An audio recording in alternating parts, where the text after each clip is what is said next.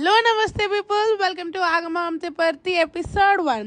So మేమైతే అనుకోకుండా ఒకటే ఫోన్ కాల్ తిరుపతికి పోదామని చెప్పి డిసైడ్ అయినాం. మా దగ్గర టికెట్లు లేవు, దర్శనానికి రూమ్స్ టికెట్స్ లేవు, దర్శనం టికెట్స్ లేవు, అసలు మా దగ్గర ఏం లేదు. బట్ అయినా పోదామని చెప్పి అట్లా పోతున్నాం. ఇంకా అట్లా మనం స్టార్ట్ అయిన వల్ల సిద్దిపేట నుంచి వ్యాన్ అయితే హైలైట్ పడేండే. అసలు మరి దర్శనం లేవు, రూమ్ లేవు అని టెన్షన్ పడుకుంటూనే పోతున్నాం. అవన్నీ పక్కన సరే చలో తిరుపతికి అయితే డ్రైవింగ్ పోదామని చెప్పి పోయినాం.